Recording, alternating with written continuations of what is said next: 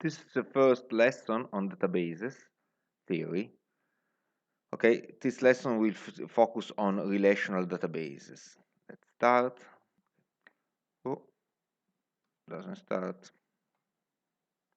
First of all, finally, computer is rather slow as usual. First of all, what is a relational database?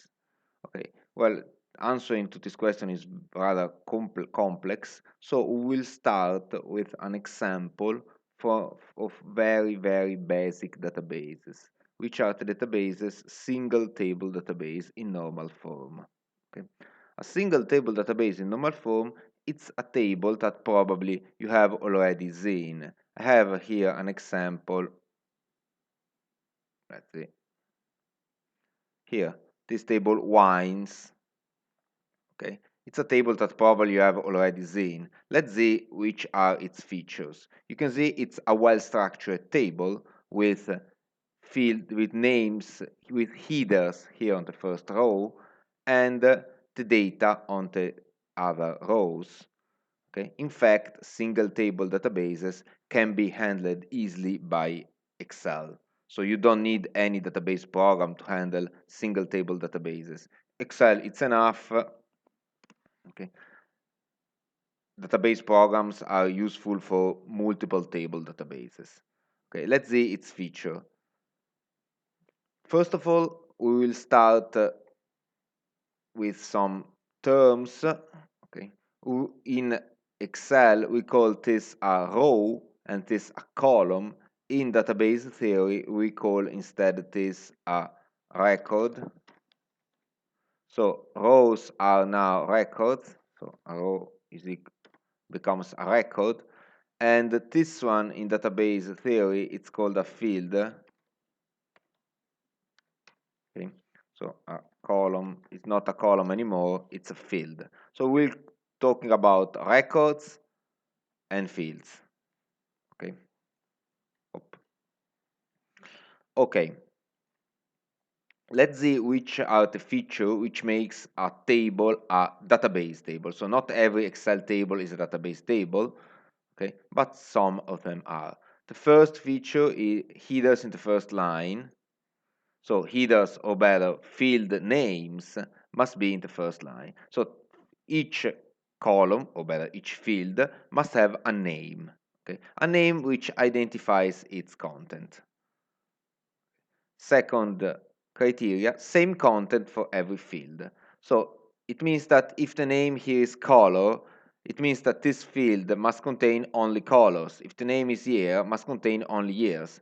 I cannot write here white 2012 and red 2011. No, this is not allowed. So mixing the content of a field with the content of another field is not allowed. The name of the field identifies the content, and that's it. Each record refers to a single object. So this record, for example, refers only to Chardonnay white wines produced in 2012. Okay, I can't make cumulative records. So I can't build, for example, a record with Chardonnay white all the years. So this Chardonnay white all the years. Okay, or Chardonnay white dash to indicate all the years. This is not allowed. So each record refers to a single, in this case, a single type of wine, sometimes even to a single object, for example, a single person, or even a single item. Okay, so each records are atomic, so they refer to a single entity, no cumulative records. Okay, you can build records talking about types if the entire table is about types, as in this case. Okay, but you cannot have cumulative things. Records must be independent, so each record doesn't have any idea whether it is the only record in the table or whether there are other millions records in the table. So this record, the Chardonnay White, doesn't have to have any information here whether it's the only record in the table or there are 2,000 others. So for example, you can't do things such as year as previous one, okay, or as Pinot White. These kind of things are not allowed. So you can't make a reference in a record a reference to another record.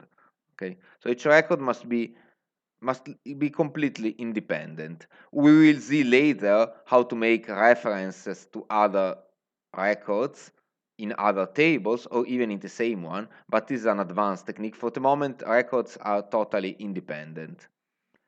Records and fields order doesn't matter. This is important and many people often don't think at it. So if I have the table in this way, or I take these wines here, I cut them and I put them here, okay, the table officially is different. So for Excel, the table is another one. But from a database point of view, the table is the same. Okay, even if I change, oops, even if I move a field, okay, it doesn't matter. The table is the same from a database point of view. So moving the fields and moving the record doesn't change the table. So we don't have any concept as first record or last record. Forget about this concept. So you cannot say Merlot Red is the first one, and you cannot rely on it. So you cannot ask, what is the first wine I have in my canteen, not in my cellar. That doesn't have any meaning. So first and last, even though you can ask it, but the database will answer something randomly, depending how did it store the wines in the memory. So forget about the concept of first and last. And finally, this is, this is not to have a well-structured table. This is a requirement to be in normal form. No field can be calculated. A field such as total value, okay, which is number of bottles by price. Okay, this kind of field, it could be inserted. The table remains well structured, satisfies all the previous prerequisites, but it's not in normal form. So the database to be in normal form, it's a definition, cannot have fields which can be calculated. Okay, so I don't want to see them. Why? Well, because if a field can be calculated, it means that every time you modify something, for example, I modify the number of bottles, I have to check whether this field remains consistent or not. Or I have to build a little automatic program which checks it. Okay, in Excel it's automatic. Okay, but in other databases you must put it automatic. Okay, and second reason, if it is automatic, why do you need to store this information? It's a waste of space. You just remove it, and whenever you need it, you calculate it automatically.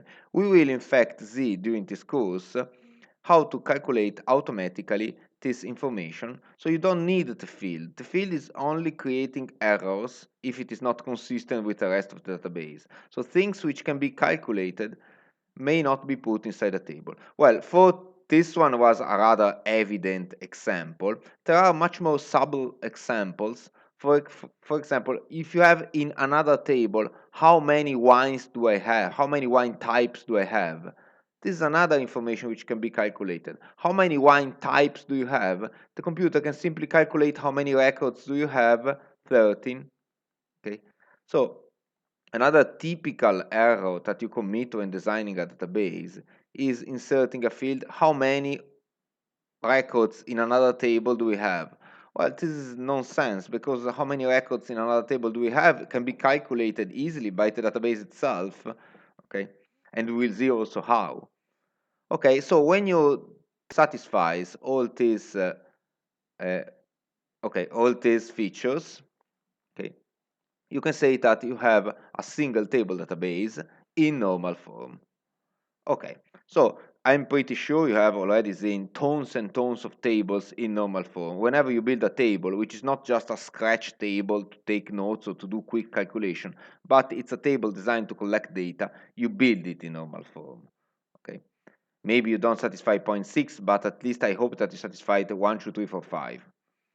Okay, tables for technical reasons in databases are required to have a primary. It takes every time 3 hours. Okay, A primary key is a field which uniquely identifies the record. So a field which is unique for every record. Let's examine this little database here, whether a field can be a good candidate for a primary key. Well, the name for sure not, because you can see we have Lagrange, which is repeated several times. The color, absolutely no. The year, neither, because you have several repeated years. Also, the number of bottles cannot be a good ID for two reasons. The first one, because it can be repeated, but in particular also because it's highly unstable, so it's a field which changes often. An ID never changes, so an ID must be unique and never change. Same thing, the price can change quickly and can also be repeated. I think I have, yes, 440, 440. Okay, so no field here seems to be a good candidate to be a primary key, so we'll add a new field. It's necessary for technical reasons. The database program must have a primary key. So we'll add a field which we'll call ID, and which will be simply a consecutive number. Okay. Well, it's not necessary that it be consecutive. If you want, you can from 9 go to 20, then 21, then 300, 305. The important thing is that you go increasing always. So you're sure, since numbers are infinite, you don't have problems. So you're sure that you never repeat a number. Okay. Well, usually you go consecutive numbers. Okay. But some students sometimes are scared by the fact that the database, in particular access, skips some numbers. Well, for example, if you remove this record, you jump from 11 to 13, not a problem. The ID doesn't have to be consecutive. The important thing is that the ID is always increasing, so you're sure that it's never repeated. Okay. So you rely on the ID, however, only when you don't have any other field which is a good candidate to be a primary key. Okay. There are some other examples in which there are many examples in which there is a good candidate, and we will see them during these lessons. Okay, once you have, let's increase this. Oops, no, I can't. Once you have, let's see whether switching to full screen takes less than 20 hours. Okay, once you have set a primary key, we can talk about which problems single table databases have. Single table databases are perfect. Okay, you can use Excel. You don't need to learn any other program. You don't need to learn any other terminology. You can use Excel with rows and columns, and that's it. Okay. However, it have two problems. Okay. One is information redundancy. Another one is waste of space. Okay. Let's see what are these problems and how we'll solve them. Okay.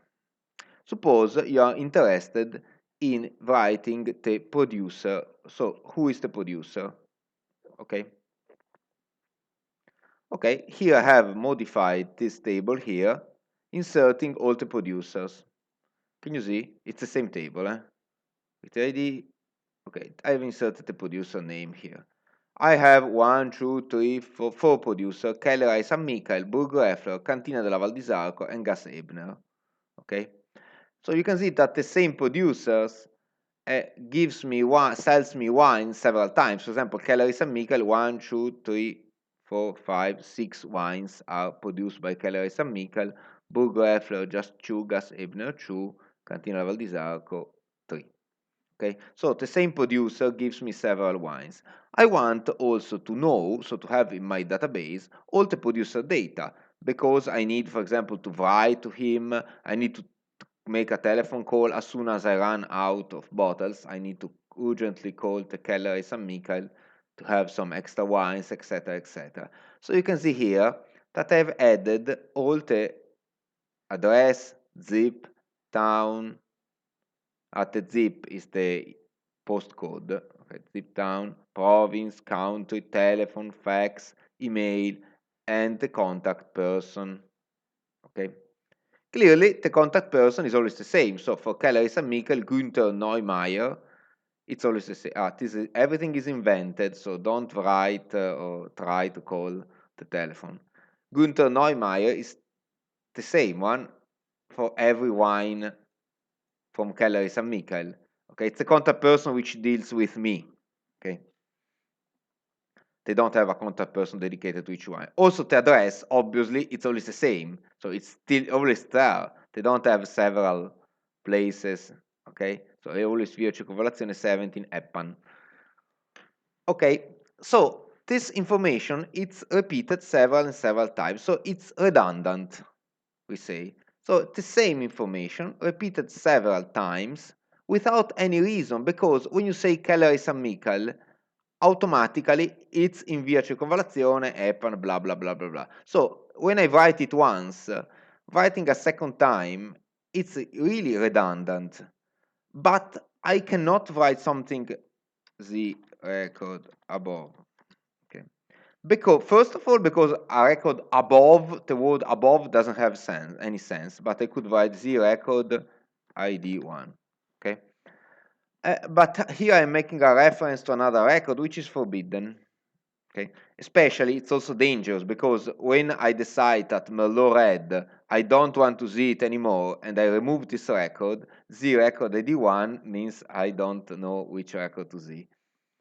Okay, so I can't, for the moment, making anything to solve this redundant information problem. So if I build a database like this with a single table, the database is totally redundant, so it contains a lot of information which could be compressed somehow, at least written once. So the problem is not only a waste of space, the problem is also, imagine when Keller San Michael tells me that they changed the contact person. I have to go through this column, this field here, and one by one change all the Günther Neumeier to somebody else. Okay, it may introduce errors, for example. Well, I will not do manually, I will use find and replace, obviously, but it may introduce errors. Also in the telephone, if I change the telephone number, it may introduce errors and things like that. So, okay, we have copy and paste, so we don't care too much about information redundancy. However, having tables like this can really increase a lot the amount of data for no reason at all. Now, I suggest you to stop the video and think about a solution. How will you solve the problem, okay, of this information redundancy? Especially, how would you solve the problem if you were working on paper? So imagine you have a paper database and not an Excel. So as we get used 20, 30 years ago with paper databases, imagine how would you solve the problem on paper? Because on paper, this really, you can't do it. It takes too much time rewriting the same information over and over. So stop the video and think. Are you thinking? Okay, if you have not ended up with a solution, I will suggest it for you. The solution is clearly to split the two tables. Okay, in one table, split the thing into two tables. One table will have the data about wines. The other table will have the data about producers. It's exactly what you will do if you were working on papers. You will never write the same thing 20 times. After a couple of times, you will say, okay, let's split, let's have two little books. One book with my wines and one book with all the producers in alphabetical order. Okay, and how do you connect these two tables? Well, you just write in the wine tables who is the producer, okay, and in the other table, so the wine table will stop here, and in the other table, you will write the producer with all its data. So the wine table will stop here, delete. The wine table will stop here. So you will write the tables, but also you will add an extra field writing who is the producer. Okay? And then you will have another table with the producers, this time only once, so you don't have the producer several times here, only once, with all the producer data. Whenever you need to call, you need the new Pinot White 2011, you just look here who is the producer, Burger-Effler, you switch table, you see, Burger-Effler, it's in Marlengo, the telephone number is this one, okay? So this is what you will do on paper, and it's the same thing that the computers do. Okay, so we have built now a two-table databases, one table containing wine types, and another table containing producers. The two tables are linked by the fact that this field here, the producer name is this one. Okay. By the way, this is the primary key, and the primary key here is obviously the producer name. We assume that the two producers don't have the same name. It happens that two producers have the same name. In fact, here probably a better primary key would be the value added tax number, VAT number, in Italian partita IVA, okay, Steuernummer, okay.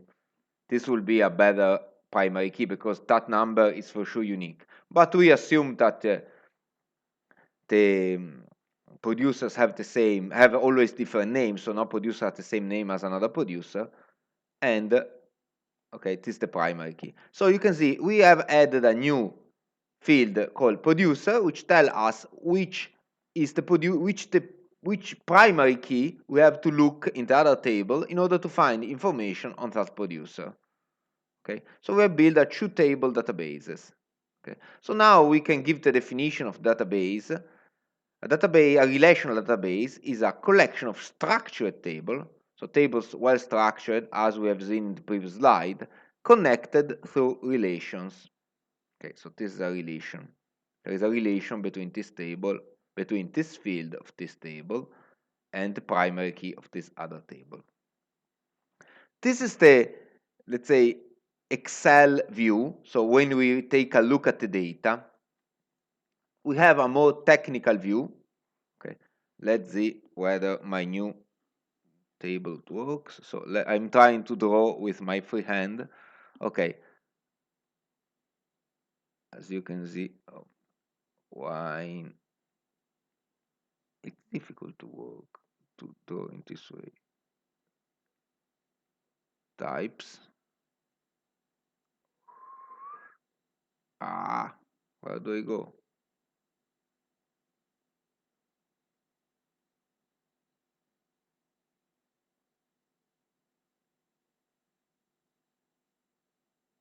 Okay, so we have the table of wine types with ID.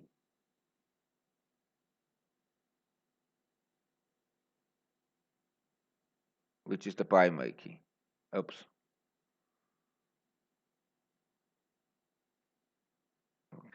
I write it here.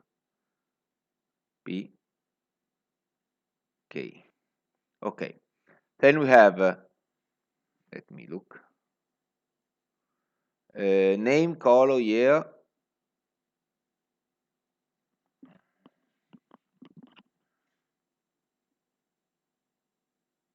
Writing with this thing is much more difficult than what you imagine.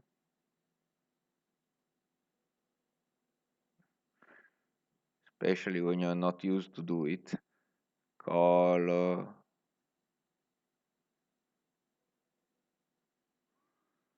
Year.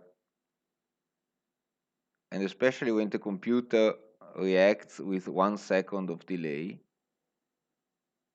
Okay.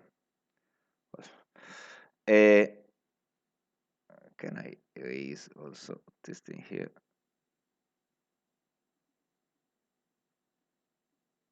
Okay, wonderful table. Okay, then I skipped the other fields, which are pretty obvious, I imagine, to you. And now we have the producer here. Oh, this one is slightly better. Doesn't write very well at this one.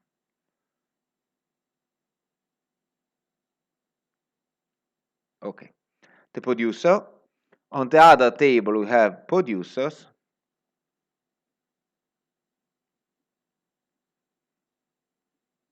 Oh, but I can go faster here. Producers.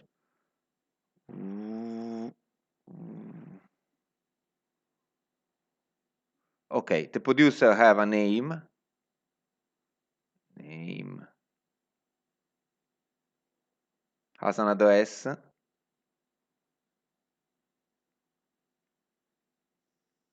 Address. Has a town. A zip, etc., etc., etc., etc., etc. Okay, the name is the primary key. Okay, so we as you can see, this is a much more schematic view. We just draw the types. We don't tell anything about the content, so you will see only the types here. And in particular, you will see that the producer is, let's make it larger. So I use the pen, okay, with size 4. The producer, oops, what happened? Probably using the mouse is better. The mouse is much better. Okay, the producer is linked to the producer name. Okay, so this means that whenever you need extra information about this field here, go looking here. Okay, in technical notation, we also indicate here the infinity symbol and here the 1 symbol. Okay, what do they mean? They mean that for each wine type, we have only one producer. I repeat, for each wine type, we have only one producer. On the other hand, for each producer, we have many. This symbol in computer science, the infinity symbol, it's called many. We have many producers. Well, many means 0, 1, 2, 3. Well, a better word would be any. Okay. In fact, if you look at the table here, you can see that for each wine, we have one and only one producer. No other option. You cannot have a wine from Gas Ebner and a wine from Kellery San Michel. Or better, the same wine from Gas Ebner and from Kellery San Michel. If you do, you need two different records. So if you have Lagrange Red 2011, both from Kellery San Michel as well as from Gas Ebner, in this case you need to build two different records. But record 11 comes only from Gas Ebner. Okay. On the other hand, Gas Ebner, which is here, produces several, in this case 2 wines. Okay. You can see that there can be producers with 0 wines. For example, Conegliano. Yes, Conegliano, as you can see, it's inserted in the producer table, but doesn't give us any wine. Okay. So I go here and repeat. These 2 symbols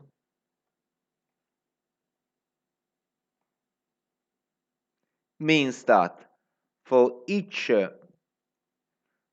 wine type, I have exactly one producer. For each producer, I have many wine types. It can be 0, 1, 2, 20, 2000, okay? And this relation is called a many to one relation, okay? So this relation is a many to one relation, because many to one, okay? Many to one relation from field producer in table wine types to field name in table producers. Okay. You can notice that I give always a plural name to tables. It's not mandatory, but I do it to remind myself of the fact that those tables contain several objects. Okay, because sometimes you, for mistake, build a table which contains only one object, which is wrong, which doesn't have any sense, any meaning. Okay, so I give always the plural name. Okay. Before going on with these relations, let's go back to the other problem, the problem of empty fields. Single table databases not only have the problem of information redundancy, which is solved with a relation, which is solved building a true table database with a relation as we have seen now, but they have also the problem of empty fields. So the problem that in some cases fields can be empty. So let's see another example. This one. This is the list of my friends. I have only 8 friends. Okay. Well, first of all, let's talk about the primary key. Well, as you can see, first name cannot be a primary key. We have Chu Maria, and I hope in the future to have 5 other new friends which may have the same family first name. Surname, there are several brother and sisters here. Also birth year, also the address, which by the way changes often, town, province, and country. So all these fields cannot be a good primary key. Usually, when you're dealing with people, the best primary key it's the text code. Okay. Well, but this works fine when the people are your customers. When the people are your friends, well, you don't ask your friends for their tax code, so you don't know the tax code. So we have no other way but using the ID. Okay, so we have here the ID. Now, my problem is the following. Okay. I would like to have a little database containing telephone numbers. Okay, so I build phone. Okay. Each one has its own telephone. No, no, no. In an ideal world, each person will have its own telephone. But unfortunately, in this world here, there are people who have one telephone number. Okay. Text, text, text, text. Okay. There are people who you have 6 telephone numbers.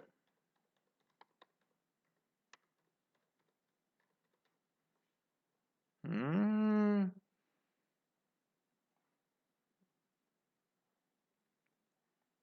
If I write 0, why does okay?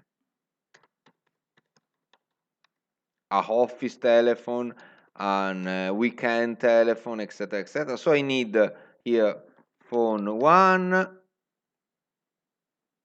phone 2, phone 3, phone 4. Let's stop with 5. There are people, and you probably don't believe me, who claim to have no telephone number at all. Yes, they exist. I knew at least 2 of them. There are people who have 2 telephone numbers, and so on. Okay. Okay. So you can see clearly here the problem. Oh, I have here the table already prepared. Okay. Well, the problem is pretty simple. I have to build 6 telephone fields only because this person has 6 telephones. Okay. It means that for this person, the 6 fields will be empty. So I have empty fields. Well, it's not a big issue, but empty fields still use up memory. The computer must reserve the memory, and write inside empty. So a little character meaning empty. So also here I have a lot of empty fields. Okay.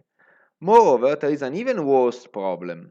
When Emilio Rossi will communicate me that he has got a 7th telephone number, I will have to make a structural modification adding phone 7, okay, to host his 7th telephone number.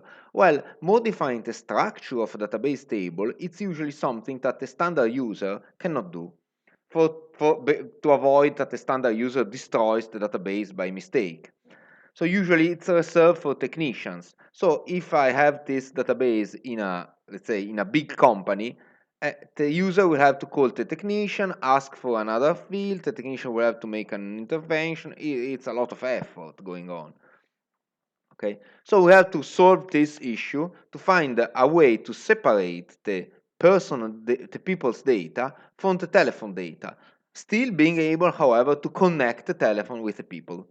This issue, I will tell you, it's much, much less obvious than the previous one. While the previous one, I expect it to be very obvious because everybody will do it on paper in the way we did on the computer. This issue instead, it's not obvious at all. I have lived in the era, in the age when we didn't have a computer and we had to write the telephone number on papers.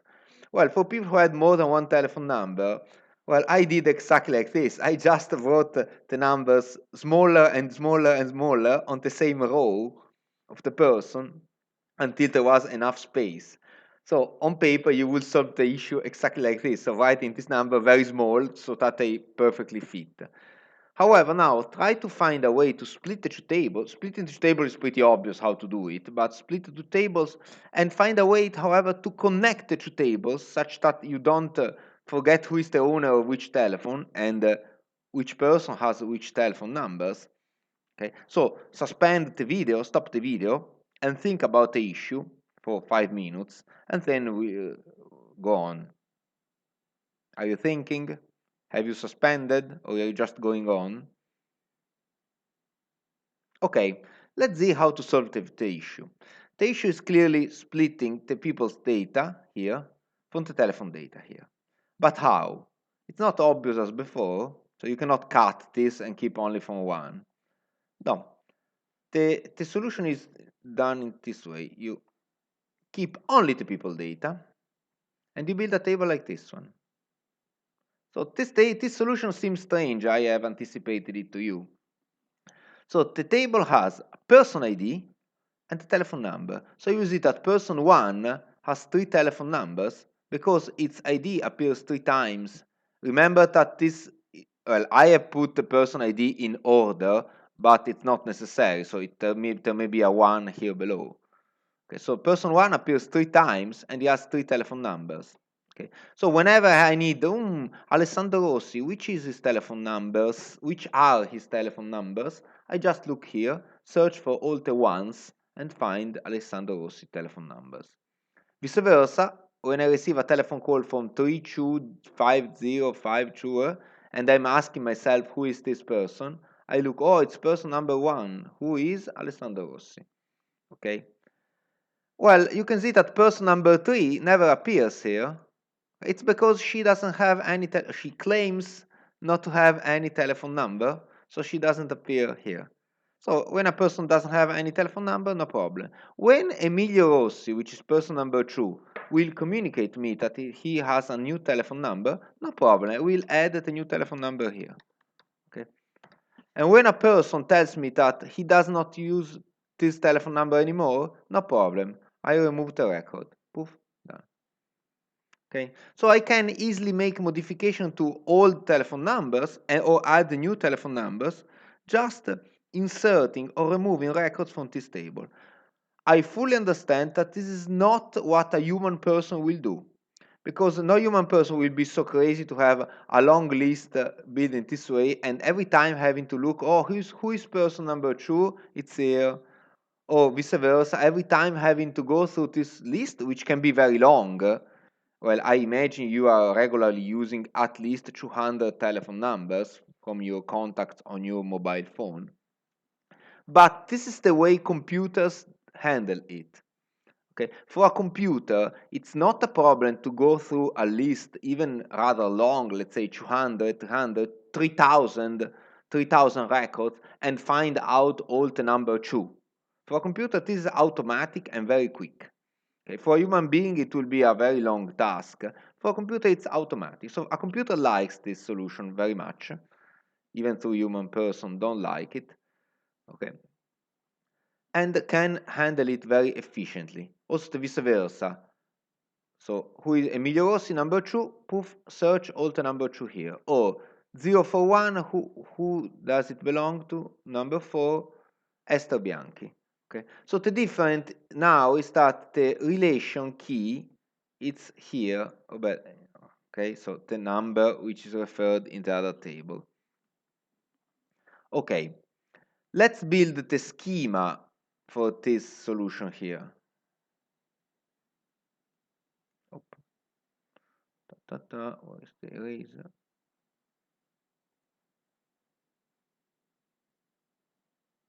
Maybe it's better to find new. Better.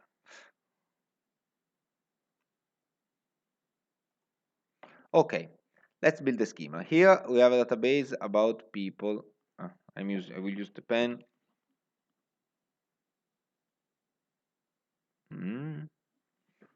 Bad start. It's not easy to draw on.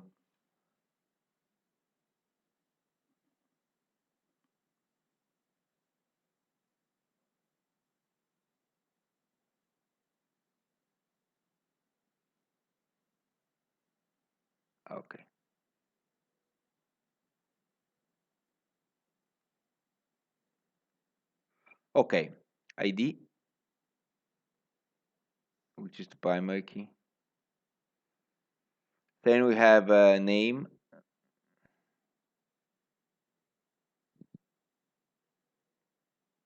surname,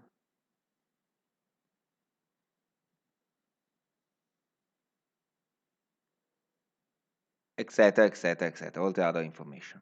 Here on the other side, we have the people, the phone numbers,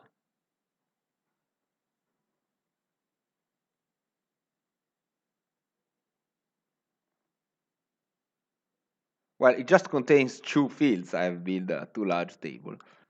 The ID, well, it's the owner ID, so let's call it owner, and the number itself.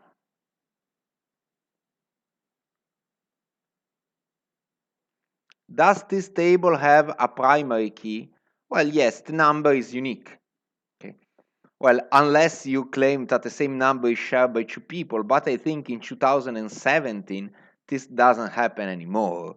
It used to happen 30 years ago, but already 20 years ago it started to stop. So this is a good primary key, the telephone number. It's not repeated. Okay. Let's see, the relation is between the owner and the ID. Okay. And let's see, for each person which is here, how many telephone numbers do you have? Well, we have seen many, because there could be people with several telephone numbers, there could be people with 0 telephone numbers. On the other hand, for each telephone number here, how many people do you have? How many owners do you have? 1. Okay, so because you can see there is only there is space for only one person. Okay, so I repeat, for each person there could be many telephone numbers, many including 0, so I write many. For each telephone number there can be only one owner, so I write 1. Okay, so this is a one-to-many relation. Okay, you can say, okay, wonderful, it's the vice versa of the other one. And they say, no, it's not the vice versa of the other one. One-to-many relation and many-to-one relation are exactly the same thing. It's simply a matter of how do you draw the table. If I had drawn this table on the left and this table on the right, you would have seen it as a many-to-one relation. So one-to-many or many-to-one are exactly the same thing. It's just a matter of whether you draw the one table on the left or on the right. So they are the same type of relation. We'll see later one-to-one and many-to-many, which are completely different on the other hand, but one-to-many and many-to-one are exactly the same. So which is a many-to-one, but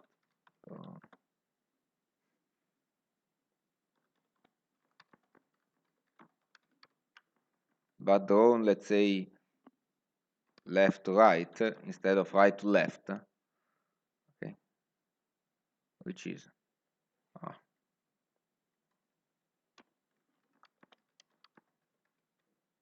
okay. Let's see what else. Okay, this field here, the field with the many side, is called. It's called. Oops, I can't make. Arg.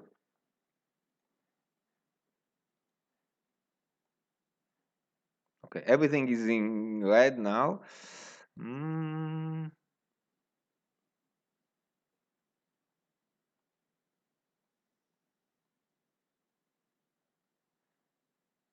Okay, I can't change the color. I will write it in green.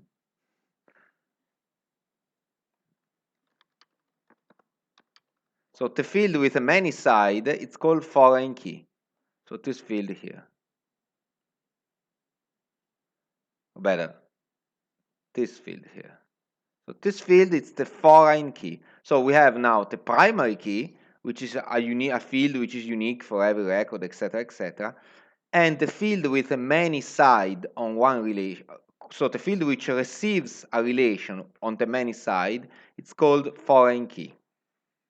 A little note, note 1. While for each table we have only, or better, we define only one primary key, a table can have any number of foreign. So if a table is receiving several relations from other tables in a complex database, obviously not in an easy database as this one, a table can have several foreign keys. So don't be scared. Okay. Usually we define only one primary key, but a table can have several fields, any number of fields which are foreign keys. Okay. Okay, second note, or better, I call this a rule. A rule. The one side of a relation goes always to a primary. Okay, the one side is always connected to a primary key. Okay, so if you're building a database schema, this is the database schema, and the one side of a relation doesn't go to a primary key, it's wrong, automatic. Okay, rule, the many side of a relation never goes to a primary key. So a primary key is never a foreign key. Okay, so any field can be a foreign key, but a primary key cannot be a foreign key. Okay, we'll see later an example of when a primary key becomes a foreign key, and I will show you why it's nonsense. Okay, so this is a good hint. When you build a database schema, okay, beware, because first of all, do the usual trick. For each person in this table, how many phone numbers do we have? Many. For each phone number, how many owners do we have? One. Okay. But if your one side does not go to a primary key, it's wrong. And if your many side goes to a primary key, it's wrong. So pay attention. The one side always to primary key, the many side never to a primary key. Okay. And we stop here for this video because I'm rather tired, and we will go on in the next one.